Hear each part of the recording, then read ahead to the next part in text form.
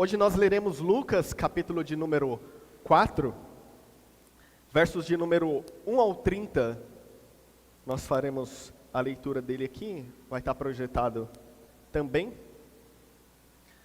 Lucas, para você que gosta de ler na sua Bíblia, eu espero. Lucas, capítulo de número 4, versos de número 1 ao 30. E esse é o tema da nossa pregação. Hoje se cumpre esta palavra.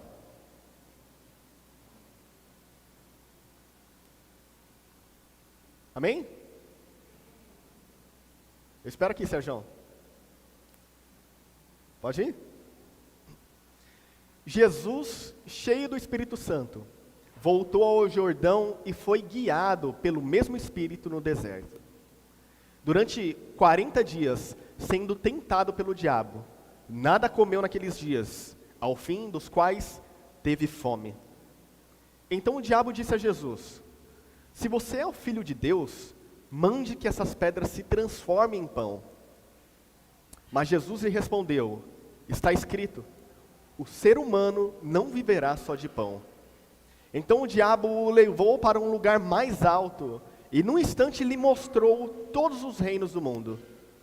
E disse: eu lhe darei todo esse poder e a glória destes reinos, porque isso me foi entregue, e posso dar a quem eu quiser. Portanto, se você me adorar, tudo isso será seu. Mas Jesus respondeu: está escrito, adore o Senhor, seu Deus, e preste culto somente a Ele. Então o diabo levou Jesus a Jerusalém, colocou-o sobre o pináculo do templo e disse: se você é o Filho de Deus, jogue-se daqui.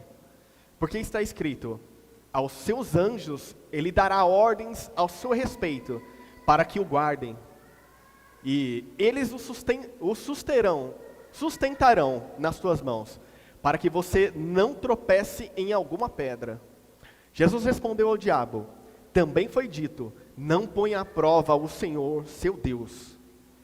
Tendo concluído todas as tentações, o diabo afastou-se de Jesus até o momento oportuno. Então Jesus, no poder do Espírito, voltou para a Galileia, e a sua fama correu por toda aquela região. E ensinava nas sinagogas, sendo elogiado por todos.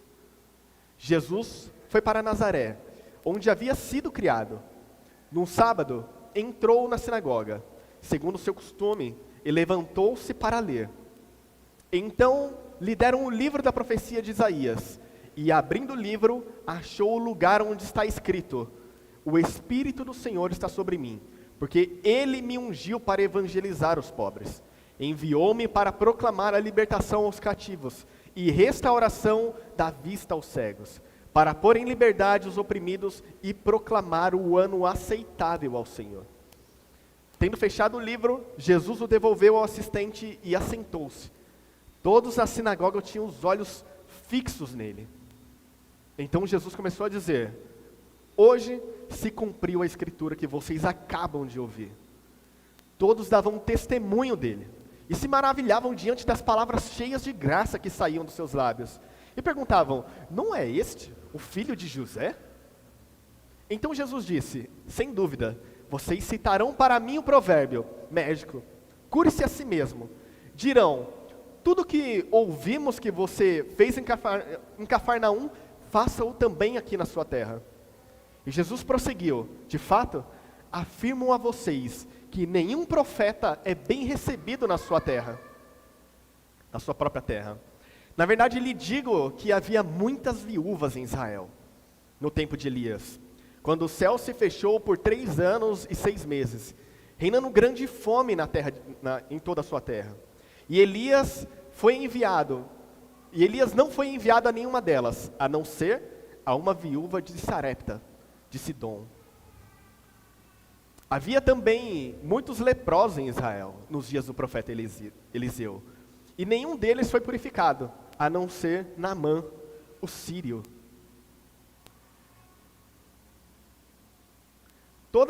Todos na sinagoga, ouvindo essas coisas, se encheram de ira E levantaram-se, expulsaram Jesus da cidade, e o levaram até o alto monte sobre o qual a cidade está edificada, para que de lá pudessem atirá-lo abaixo.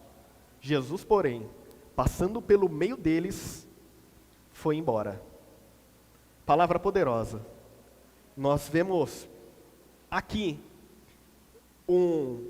uma história dividida em 3 partes. Nós vemos Jesus no deserto, nós vemos Jesus na sinagoga e nós vemos Jesus sendo expulso da cidade.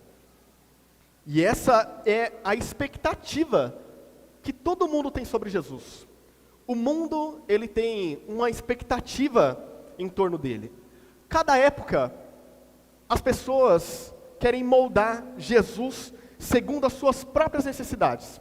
Veja bem, algumas pessoas querem moldar Jesus como um rei político. Outras pessoas querem que ele resolva as crises do mundo. Os outros querem que ele seja o Cristo que conduz o seu povo à prosperidade.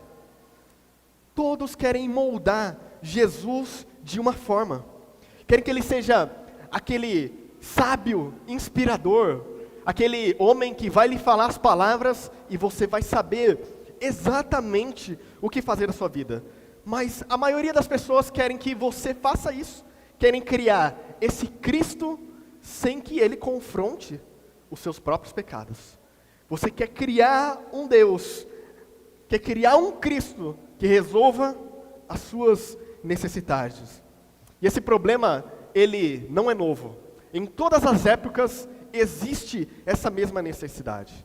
E em Lucas aqui nós encontramos esses mesmos cenários, nessas 3 situações diferentes que nós falamos aqui. O deserto, a sinagoga e a expulsão dele. Então no deserto, Satanás ele faz o quê? Ele oferece para Jesus atalhos. Na sinagoga, Jesus define qual que é a sua missão. Jesus define aquilo que ele seria, e contrariando a expectativa do povo dele. Em Nazaré, ele é rejeitado como o Messias que corresponde às expectativas do povo. Veja, o problema não é novo. Na época de Jesus, eles já queriam moldar o Messias segundo as suas próprias necessidades.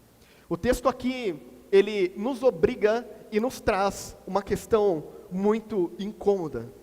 Nós queremos o Cristo das Escrituras ou nós queremos o Cristo das nossas expectativas? Nós queremos aquele Jesus que veio cumprir a sua missão ou nós queremos o Jesus que nos dá aquilo que nós precisamos quando nós esfregamos a lâmpada para que ele apareça e faça os nossos desejos? E ele apareça e cumpra o desejo do nosso coração. Qual que é o Cristo que nós estamos esperando? Qual que é o Cristo que nós queremos e ele aqui? Então, enquanto nós vamos caminhar pelos textos que nós estudaremos aqui, a pergunta ela não deve ser o que é que nós encontramos ali? O que é que tem ali? O que é que aconteceu naquela situação? Nós devemos perguntar, qual que é o Cristo que eu estou disposto a receber? Essa é a pergunta mais importante. Essa é a pergunta que você deve se fazer enquanto eu prego essa mensagem. Qual que é o Cristo que eu estou disposto a receber? E é por isso que o capítulo ele não começa em um lugar diferente, senão o deserto. O deserto foi o lugar aonde o povo de Deus, ele foi tentado em toda o seu início de história. Então, é no deserto que nós encontramos o nosso filho obediente. Então, enquanto nós vemos o Israel fracassar no deserto, nós vemos um filho obediente que vence no deserto. Então, essa é a nossa primeira afirmação. Jesus, ele é obediente ao seu Pai no deserto. Então, o texto ele começa com essa afirmação importantíssima. Qual que é? Jesus está cheio do Espírito. Isso aqui é importantíssimo para todo o texto. Não só para o texto, mas para todas as confrontações que Jesus recebe durante tudo que nós estamos falando aqui. Esse é o ponto-chave. É isso que você deve se ligar quando você lê o texto. Por que ele vence tudo? Porque ele está cheio do Espírito. E é esse mesmo Espírito que guia ele para o deserto. Não é uma coisa aleatória. Não é uma coisa que surpreendeu Jesus quando ele iniciou o seu chamado, a sua vocação, aquilo que o Pai havia proporcionado para ele. Não. O próprio Espírito havia guiado Jesus ao deserto. Era uma obra de Deus. Era uma obra que Deus já sabia que ele precisava acontecer. A tentação aqui para Jesus, ela não acontece de uma hora para outra. Estava programado. Estava no calendário de Deus. Estava no cronograma de Deus. Isso aqui precisa acontecer. Toda a história, ela caminha para que a redenção do povo, ela aconteça. E Jesus vença aonde o povo falhou. E aonde o povo falhou? No início, no meio e no fim. E é por isso, meus irmãos, que eu quero lembrar para vocês de que a nossa salvação, ela não depende de você. Ela não depende do quanto você se esforça. Ela não depende do quanto você corre. Ela não depende da sua força. Ela não depende do quanto você se empenha em estar aqui. Ela depende da obra redentiva, da obra salvadora do próprio Jesus Cristo. Sem ela, sem que ele tivesse vencido em todas as oportunidades que lhe foram dadas, você não estaria aqui. E a obra da salvação jamais seria completa. E você jamais conseguiria cumpri-la, porque você não tem força. Você não consegue cumprir os mandamentos. Eu não consigo cumprir os mandamentos. Cristo cumpriu os mandamentos. E esse é o cenário que nos leva direto para o Êxodo. O início da caminhada do povo cristão. Que é representado para um lugar de provação. Cristo precisava ser provado. Israel aqui, por 40 anos, ele foi tentado pelo deserto. Já viu quando Deus, ele chama o povo e fala assim: eu vou guiar vocês para uma terra? Os irmãos lembram disso? Quando Deus chama Moisés e fala: eu vou libertar o povo, e eu vou levar para vocês para uma terra que mana leite e mel. Essa não era a promessa de Deus? Não era isso que Deus havia falado? Vocês vão sair daqui e vão chegar do outro lado. Essa é a promessa. É simples. A promessa é curta e é simples. Eu vou tirar vocês do Egito e vou levar vocês para uma terra que manda leite e mel. O que eles precisavam fazer? Obedecer. Eles precisavam fazer aquilo que eu disse aqui em uma das orações. Eles precisavam crer sem duvidar. Esperar que Deus salvasse eles sim, sem duvidar de que Deus poderia sim levar eles para lá. Então, nesse primeiro momento, nós vemos que o Israel esteve por 40 anos no deserto e eles não conseguiram obedecer ao Senhor. Veja que todos os que saíram do deserto, morreram no deserto. Todos que saíram do Egito e caminharam até a terra prometida, todos morreram. Todos pecaram, todos morreram. Mas Jesus, ele permanece 40 dias. 40 dias. Talvez esse fosse o período que levasse Israel até a terra prometida, se ele não tivesse pecado contra o Senhor. Se ele tivesse feito tudo o que o Senhor queria que eles fizessem. Então, crianças, eu quero que vocês desenhem agora um caminho. E nesse caminho, eu quero que vocês desenhem duas placas. Uma delas é o caminho fácil. A outra delas é o caminho certo. Então, vocês vão construir uma estrada, desenhar uma estrada, duas placas. Uma, o caminho fácil, e a outra, o caminho certo. Tá bom? Difícil? Não, né? olha que o que acontece aqui, as tentações que nós lemos, elas não são as tentações grosseiras. Lembra quando o filho pródigo, ele vai pedir ao seu pai a sua bênção? Ele vai pedir o que ele tem por direito? Pai, eu quero a minha herança. E o pai vai lá e dá a herança para ele. Tudo o que nós lemos aqui era direito de Jesus. Era direito dele. As coisas que Satanás oferece para Jesus, elas não são uma coisa aleatória. Ele era detentor de tudo aquilo. Cristo merecia tudo aquilo. Jesus tinha tudo aquilo, ele iria receber tudo aquilo. Só que o que o diabo quer fazer aqui? Dar atalhos para Jesus. Ele quer oferecer as mesmas coisas que Deus ofereceu. Todas as mesmas coisas. Só que com atalhos. Você pode ter tudo isso, mas tem uma vírgula aqui que eu quero que você faça. Adoração. A primeira tentação que nós temos é de transformar a pedra em pão. Essa foi a primeira tentação de Jesus. Isso aqui não tem a ver com poder. A primeira questão aqui não é se Jesus pode. A questão é se ele vai depender do seu Pai ou não. Se ele vai depender do Deus que o enviou ou não.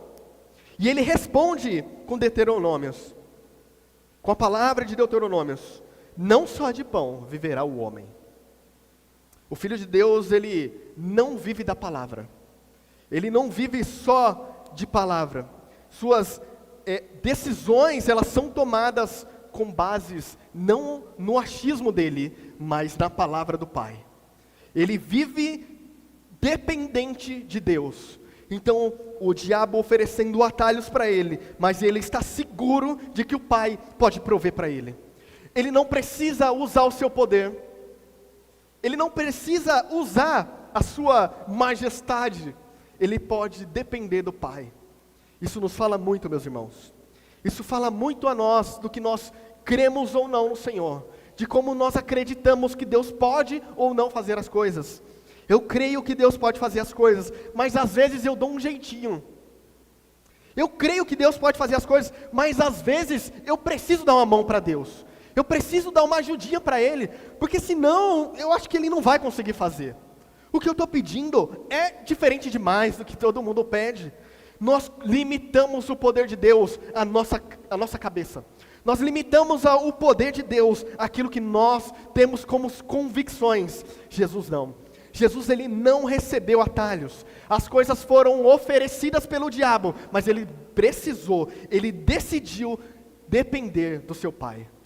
Ele dependeu do seu Pai do início ao fim. Nem só de pão viverá o homem. E ele era um homem que estava com fome. O diabo não estava oferecendo uma coisa que ele não queria, meus irmãos. Ele tinha muita fome. O texto diz que depois de 40 dias, ele teve fome. Então o diabo vem sutil, oferecendo comida para ele. Transforme essas pedras em pães. Você pode, mas você não tem o poder para isso. É só falar, faz, e as coisas acontecem. É só falar, transforme, e elas se transformem. Você não é o Deus. É isso que o diabo está falando. Você não é Deus. Você não pode fazer isso. Você não pode fazer as mesmas coisas que o seu pai. A segunda tentação aqui é receber os reinos mediante adoração. Meus irmãos, esse texto aqui, essa tentação, ela tem muitas coisas. Tem muitos ângulos que nós podemos explorar e nós não vamos nos ater a isso. Porque isso aqui, nós podíamos falar sobre o domínio das trevas dentro dessa tentação. O que acontece com o domínio das trevas antes de Jesus, no período de Jesus, e por que é que o diabo fala sobre a sua autoridade aqui, se ele é digno ou não desse poder, mas nós vamos nos ater apenas ao que nós estamos propostos a fazer aqui. senão nós vamos nos perder e não vamos ir a lugar nenhum.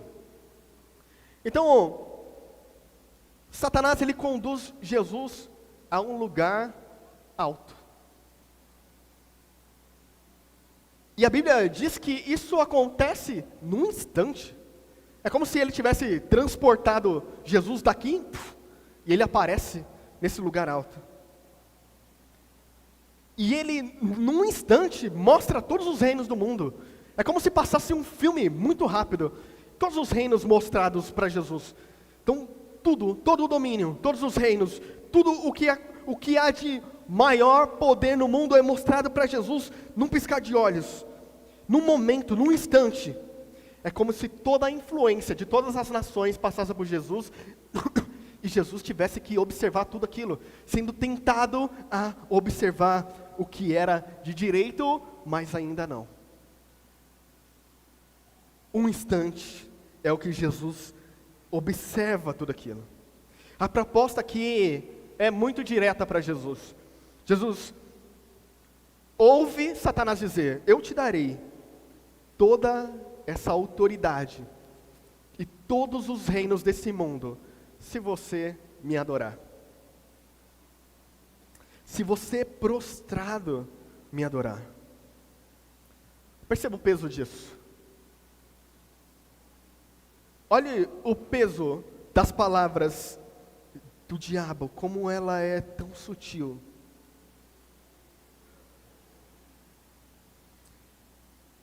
Jesus sabe que as nações lhe pertencem. Ele sabe que o Salmo, capítulo de número 2, fala sobre como ele vai receber do Pai todos esses povos. Vai ser dado a ele. Ele sabe disso. Ele tem consciência de que tudo isso é seu por direito. Não é uma oferta absurda que ele está recebendo aqui, é dele. Mas é um atalho. Mas é um atalho que o diabo quer dar para ele.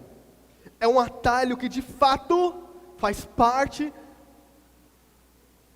É uma oferta que faz parte do plano de Deus. Mas o diabo quer lhe oferecer um atalho.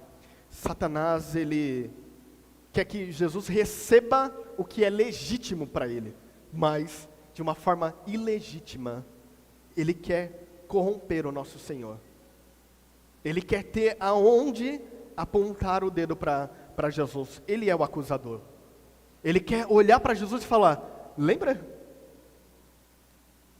Quando eu subi você lá naquele monte e você cedeu à sua tentação? Porque foi isso que aconteceu, meus irmãos, lá no deserto. Foi exatamente isso que aconteceu lá no deserto. Mas Jesus, ele não faz isso. Ao invés de trocar a sua adoração em não adorar a Deus, mas adorar o diabo, ele se mantém com o seu direito de primogenitura. É o paralelo que ele faz aqui com Esaú, que vendeu o seu direito de primogenitura por um prato de lentilha. Jesus responde de novo. Observe que até agora Jesus está respondendo com as escrituras: ao Senhor teu Deus adorará, e só a Ele dará culto. Jesus está cheio do Espírito Santo. Jesus não aceita uma glória que exige a sua lealdade. Ele escolhe o caminho mais longo, ele escolhe o caminho mais doloroso, ele escolhe ser fiel ao Senhor.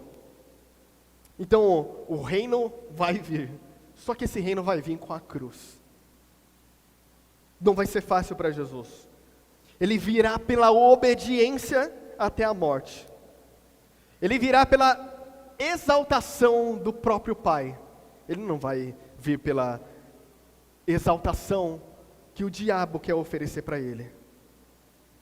Essa cena, ela revela algo muito valioso para nós, meus irmãos. O Messias, ele não será moldado pelas expectativas e nem por qualquer glória que o diabo queira oferecer para ele. Jesus não está disposto a dialogar com qualquer imediatismo. Isso fala com você, que quer que Jesus faça tudo agora. Ele não vai dialogar com o seu imediatismo.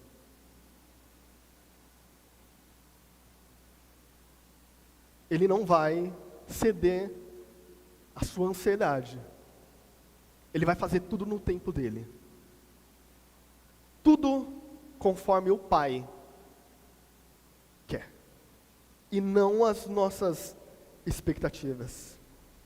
A terceira tentação é lançar-se do pináculo. Só que agora, quem está usando a Escritura é o próprio diabo. Agora, não é só Jesus que está rebatendo ele com as Escrituras. Não que as outras coisas não estivessem na Escritura, do que o diabo estivesse falando para Jesus. Mas agora ele cita as Escrituras. E esse é o nosso maior exemplo, meus irmãos. O diabo aqui, ele está citando as Escrituras contra o próprio Jesus. Contra o próprio autor das Escrituras. Sabe o que significa? Que eu posso subir aqui, manipular o que eu estou falando com base na palavra de Deus, e vocês acharem que eu sou um cristão de verdade. Sabe que isso responde a nós? Nós devemos estar firmes no Senhor, não em pessoas. Não em pessoas, meus irmãos. A palavra de Deus, ela se mantém fiel, mas os homens, eles podem tropeçar e cair. E é por isso que nós devemos estar em constante oração, para que eu não caia, para que o pastor não caia, para que a liderança não caia, para que nós sejamos fiéis ao Senhor, para que tudo que nós falarmos aqui tenha base bíblica, e que quando nós falarmos algo que não provém de Deus, você se levante e diga: isso não é de Deus, isso não é do Senhor. Levante com a autoridade de Deus, e não permita que as pessoas, elas levantem tronos seus aqui na casa de Deus. Esse não é o lugar da minha exaltação. Esse não é o lugar da exaltação do pastor Raul. Esse não é o lugar da exaltação da liderança dessa igreja. Esse é o lugar onde nós adoraremos somente ao Senhor. Trono algum poderá ocupar o lugar do Senhor aqui. Então, nós não podemos manipular. Isso está ao nosso alcance, o diabo usou isso. Ele está tentando o próprio Jesus. Se ele tentou o próprio Jesus, você acha que você consegue? O diabo, ele tentou o próprio Jesus. Você acha que na sua sabedoria, usando toda a sua inteligência, toda a sua expertise, toda a sua teologia, toda a sua sabedoria de anos, você consegue rebater o diabo? Se não for o Espírito de Deus na sua vida. Meus irmãos, eu disse que o centro dessa palavra, a palavra-chave, era que Jesus estava cheio do Espírito de Deus. Sabe como é que você vence o diabo? Quando você está cheio do Espírito de Deus. Quando o Espírito de Deus está sobre você. Sabe por que Jesus, ele fez todas essas coisas? Porque o Espírito de Deus estava sobre ele. Então, não existe outra coisa que Jesus poderia responder senão: não tentarás o Senhor teu Deus. Ele recusa tentar impressionar os homens com uma adoração falsa. Ele poderia receber tudo, mas aí seria impressionante, mas só para os homens. Que homem maravilhoso, meus irmãos. Esse Jesus, ele é maravilhoso. Que homem espetacular, meus irmãos. Ele é a prova viva de que ele não teve por usurpação ser igual a Deus. Antes, ele aniquilou a sua própria vontade. Ele aniquilou e esvaziou-se dele mesmo, assumindo forma humana e não recebendo uma glória humana, mas se fazendo servo e se tornando igual a nós, ele se humilhou e sendo obediente até a morte, e a morte de cruz. O que Lucas quer mostrar aqui é que o Messias não vai ser moldado aqui pelas expectativas do diabo. O mundo não vai criar as expectativas do que o Messias deve fazer ou não.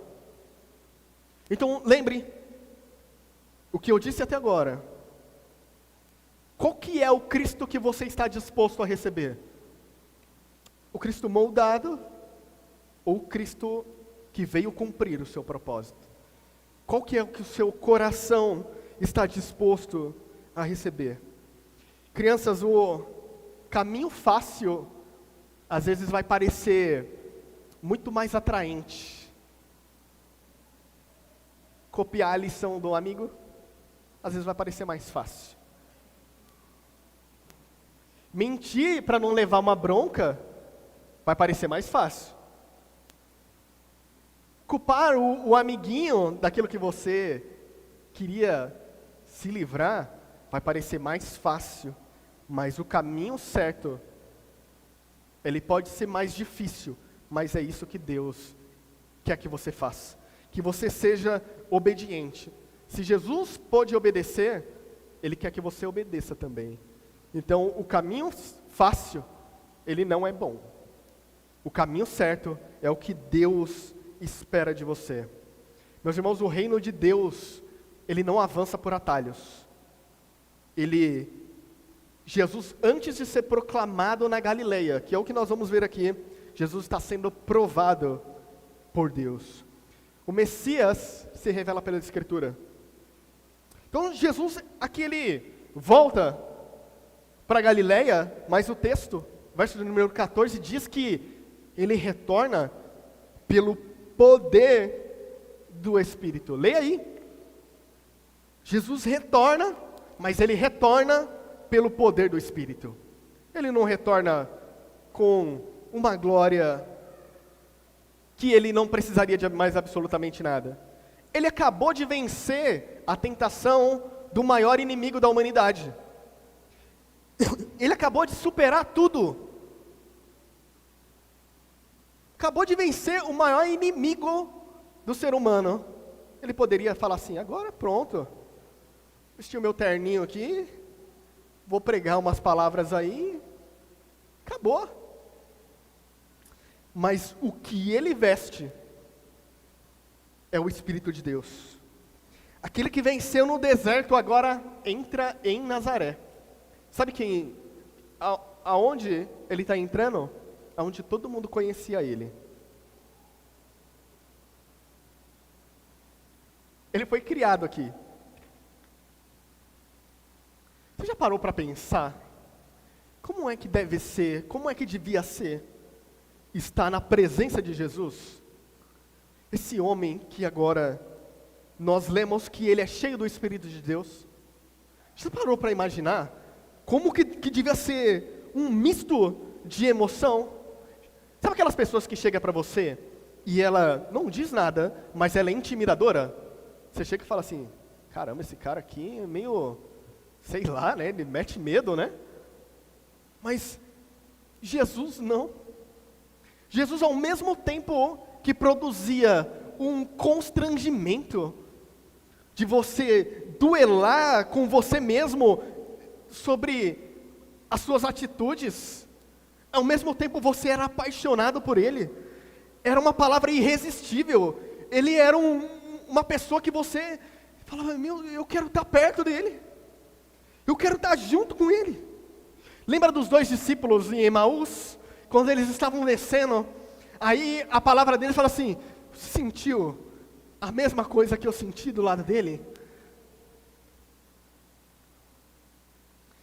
Você sentiu quando os nossos corações queimavam enquanto ele falava suas palavras? Meus irmãos, que homem maravilhoso. Que homem tremendo é esse Jesus. E ele se senta na sinagoga. E ele pega a escritura, e o que ele lê é: hoje se cumpriu essa palavra. Ele lê o texto que nós lemos de Isaías, porque o Espírito de Deus está sobre mim, e eu vim aqui para curar as visões, para libertar, e ele fala tudo isso, e ele diz: hoje se cumpriu essa palavra. E esse hoje aqui é decisivo para Lucas.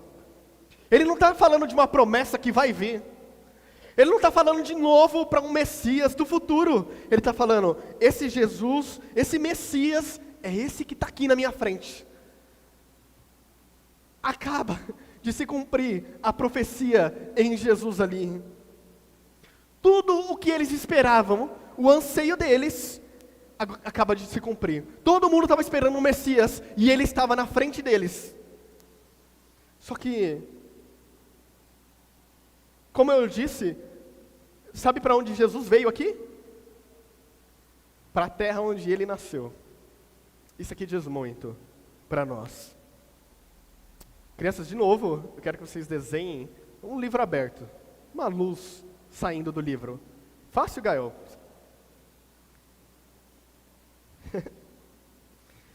Um livro e uma luz saindo dele. Fácil, né?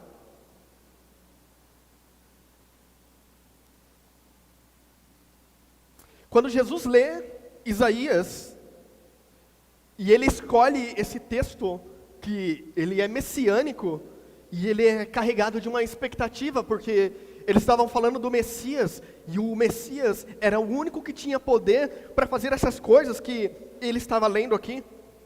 O povo, ele aguardava a libertação, ele aguardava o final da opressão aqui.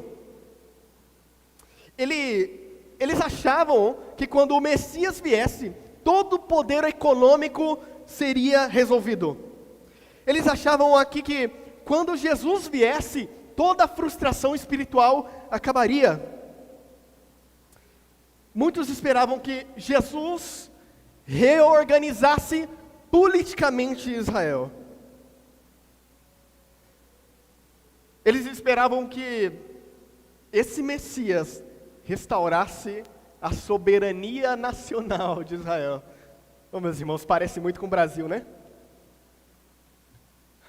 Às vezes nós criamos uma expectativa de que nós queremos que Deus, perdão, meus irmãos, nós queremos que Deus, Ele faça com que o Brasil seja uma nação soberana.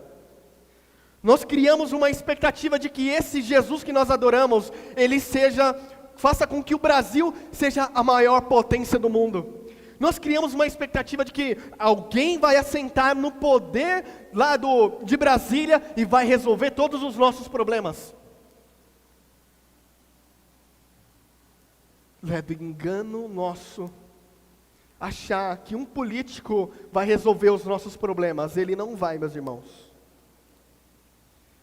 Mas não se esqueça, acima de Brasília existe um trono, e quem está governando de lá é mais poderoso de qualquer reino desse mundo. Não espere que o Messias, que Jesus, Ele faça os desejos políticos do seu coração. Ele não está preocupado com isso. Pelo contrário, Ele quer que você ore pelos políticos desse nosso país. Então, o conteúdo da leitura de Isaías aqui, ele não aponta para a espada, e era isso que eles queriam. Se os irmãos lerem todo o contexto, e o contexto não só dessa história, mas de antes de Jesus vir, os 400 anos entre Malaquias e o Novo Testamento, nós temos os macabeus lutando ali, ao fio da espada, levantando as suas espadas e querendo que um rei político governe. Judas Macabeus falha, e ele não consegue com que Israel receba o seu legítimo trono aqui. Então Jesus, ele não está aqui com uma espada, não está esperando com que o poder militar se reúna a ele. Mas o que ele diz é que ele veio trazer boas novas aos pobres, libertação aos cativos, vista aos cegos, liberdade aos oprimidos, um ano aceitável ao Senhor. Jesus, ele não está falando aqui sobre o seu programa de governo. Ele está falando sobre a sua obra de redenção. Ele não está falando sobre fazer com que Roma caia. Ele está falando sobre corações cativos. Ele está falando sobre libertação espiritual. O reino de Deus, ele inaugura e atinge a miséria humana. Jesus não está preocupado com a estrutura social. Ele está preocupado com a sua condição espiritual. Não se preocupa em quem pode matar o corpo de vocês, mas quem pode matar a alma de vocês e levar ela para o inferno. Então tem um detalhe significativo aqui. Ele devolve a palavra para o seu assistente. Já estou finalizando, meus irmãos. Não precisa bocejar não, tá? Então ele cumpre aqui o que ele se propôs a fazer. Ele devolve as escrituras para o ajudante. E ele acaba de ler que hoje se cumpriu as escrituras. Essa promessa acabou de se cumprir. Ele não oferece aqui um comentário longo. Ele não está explicando aqui o que ele fez ali. Ele não está dando detalhes, falando uma exegese detalhada sobre o que ele acabou de ler ali. Ele não está preocupado em explicar, ele está preocupado em reivindicar a autoridade que ele acaba de falar ali. Então, ele está ali falando, eu sou o Messias. Ele não tinha que explicar mais nada depois disso. A função do povo aqui era acreditar, era confiar que ele era o Messias, que acabava de se cumprir a promessa, mas eles queriam o Jesus da espada na mão, mas o reino dele não era daqui. O erro aqui, meus irmãos, é que Nazaré, por sua ignorância bíblica, eles erram ao não confiar nas promessas que eles conheciam das Escrituras. Eles queriam os seus próprios interesses. Crianças, o livro que vocês acabaram de desenhar aí, ele representa tudo aquilo que Jesus precisava, quando ele precisava de algo. Ele recorria às Escrituras. Sabe quando você precisar de alguma coisa, sabe para quem você vai recorrer? Para as Escrituras. O que a Bíblia diz sobre isso? Você é criança, mas você pode recorrer às Escrituras como uma resposta. Como é que eu devo tratar os meus amigos? Como eu devo falar a verdade? Como é que eu devo ajudar quem precisa? Eu aprendo quem Jesus é quando eu leio a palavra. Terceiro lugar, meus irmãos, para a gente finalizar. O Messias é rejeitado aqui, mas ele não é impedido. Opa, não foi. Ele é rejeitado, mas não é impedido. A reação do povo aqui, a primeira reação deles é: meu, que palavras esse homem está falando? Que coisa incrível! Fantástico! Não vi ninguém falar igual ele. Impressionante! As pessoas começaram a se maravilhar e falar: ninguém nunca falou igual esse homem. Mas aí daqui a pouco, alguém começa a falar assim: ué, mas se não aí não é o filho de José? Nesse aqui que a gente viu crescer, estava aqui com a gente, cresceu com a gente, que a gente viu pequenininho aqui, brincando com as crianças. Não é ele que a gente via fazendo os móveis com o pai dele? Trabalhava lá na carpintaria? Não. Não pode ser. Não pode ser o mesmo.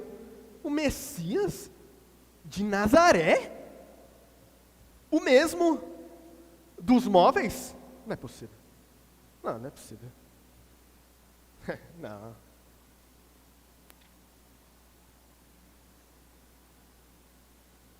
Crianças, desenhem as pessoas viradas de costa. Um monte de pessoas viradas de costa, de costa. Aí Jesus se antecipa. Agora ele vê a reação do povo e começa a ouvir o murmurinho da pessoa falando assim: não é esse aí o tal filho de José falando que é o Messias? Aí ele começa a falar sobre os possíveis milagres que o povo queria. Sabe o que eles queriam aqui, meus irmãos? Eles não queriam o Messias. Eles não queriam, não estava nem aí para o Messias. Eles não se importavam com o Messias, com uma redenção. Eles estavam preocupados com o que Jesus tinha feito na Galileia. O que Jesus tinha feito na Galileia? No verso que nós lemos, no verso 14. Ele tinha começado a pregar e evangelizar. Aí eles começaram a falar, ouvir Jesus curando as pessoas, libertando as pessoas. Eles começaram a ver os milagres. E quando Jesus se assenta ali e lê e fala que é o Messias, eles começam a falar assim: tá aí, e agora? Você leu e aí? Quando é que você começa a fazer os milagres aqui?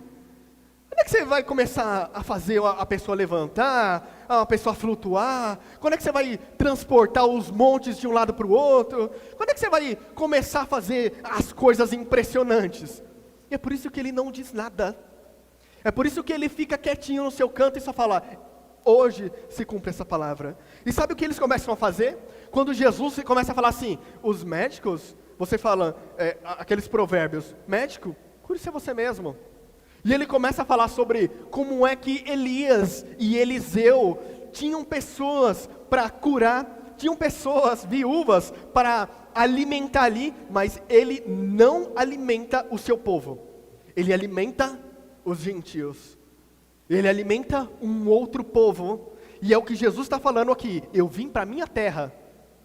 Eu sou de Nazaré, mas eu fui rejeitado em Nazaré. Aonde as pessoas me viram nascer, os meus amigos. Sabe quem estava aqui, meus irmãos? Os irmãos de Jesus. Os próprios irmãos de Jesus. E olhavam para ele e falavam: é nada. Nem eles acreditavam que Jesus era o Messias. Nem eles acreditaram que ele poderia fazer algo. E sabe qual que é a reação do povo? Eles começam a falar: você não vai fazer milagre? Não vai fazer nada? Expulsam ele, não da sinagoga, mas expulsam ele da cidade. O povo que acabou de ler, hoje se cumpre essa escritura, que acabou de se maravilhar, de que ninguém havia falado como Jesus para eles. Ninguém. Esse homem fala como ninguém aqui. Do nada virou a mesa aqui e eles expulsam Jesus da cidade. Eles querem encurralar Jesus e colocam ele num precipício. Jesus está aqui, ó. Um passo para trás ele cai. E o povo aqui, vamos matar ele, vamos matar ele. Mata esse homem. Mas sabe o que é mais impressionante aqui? E eu disse para vocês, o versículo chave de tudo isso aqui é que Jesus estava cheio do Espírito Santo, meus irmãos. O texto diz que, passando por entre eles, ele se retirou. Ele não fez algazarra. Ele não começou a empurrar o povo. Ele caminhou por entre o povo e ninguém ousou pôr a mão nele. Ninguém encostou um dedo no Messias. Porque esse homem, ele estava cheio do Espírito Santo. Meus irmãos, nós precisamos ser cheios do Espírito de Deus. Nós só venceremos esse mundo, e é o que Lucas quer dizer aqui: se nós não estivermos cheios do Espírito de Deus, nós fracassaremos. O Espírito de Deus é quem faz com que essas coisas sejam possíveis.